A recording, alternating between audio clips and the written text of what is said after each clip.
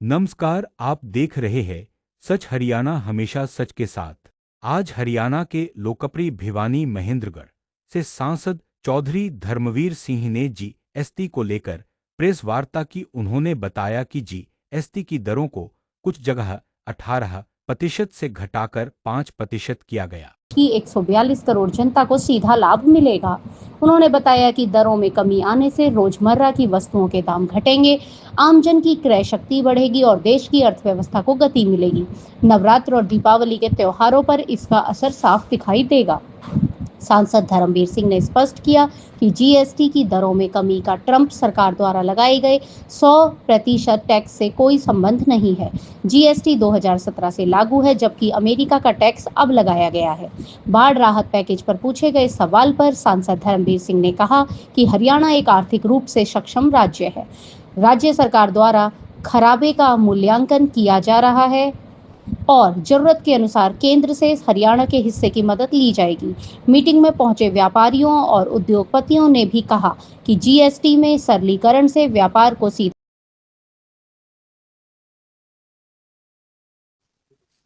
देखिए, ये देश जब आजाद हुआ 1947 से लेकर आज हम यहाँ बैठे, बीच में एक समय ऐसा भी आया जब सरकार भारतीय जनता पार्टी नहीं, उस वक्त भी एक विचार किया गया क्यों ने सारे देश का एक टैक्स की प्रणाली। लगातार कई साल तक ये गहन विचार होता रहता है, स्टेट वाइज सेंट्रल लेवल पर अपने अपने विचार भी आए। हकीकत ये है, टैक्स का नाम कोई भी, कहीं कोई एक्साइज का नाम भी हो सकता है, कहीं कस्टम भी हो सकती है, कहीं सेस भी था, कहीं वैट भी था। कई जगह तो एक शहर से दूसरे शहर में जाने के लिए म्यूनिसिपैलिटी भी टैक्स ले लेती थी। एक प्रदेश से दूसरे प्रदेशों में कई प्रकार की टैक्स कलेक्ट करने की व्यवस्था, और वो टैक्स लोगों से इतना ज्यादा जाता था, लेकिन सरकारी खजाने में आता सारा जो होती तो उसकी मात्रा बहुत कम थी। इसका मतलब बिचौलिए संस्थाएं जितनी थी, स्टेट की या सेंटर की, जिसको हम अधिकारी ब्यूरोक्रेसी भी कहते हैं, वो क्यों बड़ी हो, देश का पैसा तो गया, प्रदेश का गया, उत्पादक का गया और कंज्यूमर का भी गया। गया किसकी? कुछ देर में चले।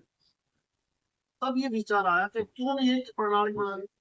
आपको याद है कि भारतीय जनता पार्टी आदरणीय नरेंद्र मोदी जी के नेतृत्व में बिल पास हुआ तो हम जीएसटी, उस बिल को थोड़ा टाइम लगा, रात सारी रात पार्लियामेंट चलती रही। उसके बाद क्योंकि नई नई संस्था बनाई, उसमें धीरे धीरे कई मीटिंग होती रही कि एक बार जो किया है उसको धीरे धीरे हमें तो सुधारीकरण के ऊपर लेंगे। कई प्रकार के टैक्सेस थी, 0 यानी 5% से लेकर 38, 35, 40%। आज जैसे ये सुधार आया, अब जो लास्ट सुधार आया है अभी अभी, उसके बाद केवल टैक्स की लगभग 2 प्रणाली, 5% और 18% को शामिल कर ली। कुछ एक वस्तुएं छोड़ दी तो 40% प्रति है।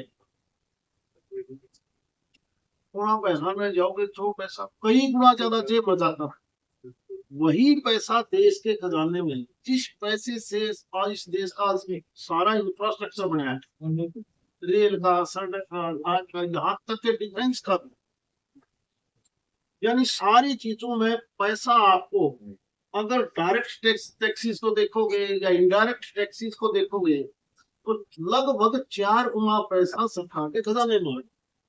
इसका मतलब 2014 से पहले जो पैसा इकट्ठा होता था वो ज्यादा जेब से निकलता, समय ज्यादा लगता, बिचौलिए खा लेते।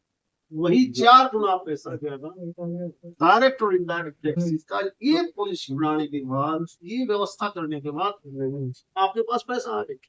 शुरू में खूब लोगों ने कहा ये गलत है, कोई इसको गुंडा टैक्स बोलने दे, कोई सुपर टैक्स बोलने दे। आज वही लोग चुप हो गए कि अरे तो ठीक हो। शुरू में व्यापारियों को भी बहकाने की कोशिश करी गई, लेकिन सही मायने में आज तकलीफ नहीं बल्कि सुविधा, तकलीफ नहीं सुविधा। और अब जो लेटेस्ट किया है दिवाली से पहले भाई, दशहरे से पहले नवरात्रों से पहले हर कंज्यूमर को, हम रात को सो के जब सुबह उठते हैं हमें क्या चाहिए? कोई चाय पीवे, कोई बिस्कुट खावे, क्योंकि अगर कोई नहावेगा, नहाने खातर कोई साफ जाओगा।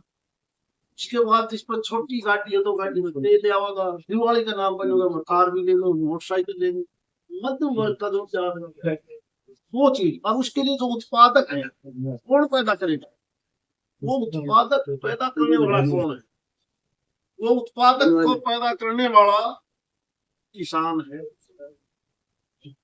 वो किसान खेत में हड़बा होगा, ट्रैक्टर खरीदेगा, ट्रैक्टर में टायर जाएगा, ट्रैक्टर में सारी चीजें पड़ेगी, कोई बैटरी भी लेके आएगा, यानी सारी चीज आए। उन सब के ऊपर टैक्सेस को कम करना, कई जगह जीरो, हेल्थ में भी जिसको जरूरत है बीमारी खुदाई का डाल के ऐसी ऐसी दवाइयों पर टैक्स वहां ज्यादा था वो कहीं जीरो भी कर लिया, कहीं 5% पर लिया। यानी जैसे ही आप सुबह उठते हो, उठने के बाद अगर आपने खाना खाना है, कोई दूध की चीज लेनी है, दही खानी है, बाजार खरीदनी है, उन चीजों के ऊपर सारी की सारी 90% आम आदमी की जरूरत है। स्कूल में भी बालक दास है, कापी किताब पेंसिल लेगा, ऐसी चीजों के ऊपर कोई टैक्स, बाकी एजुकेशन भी सस्ती है।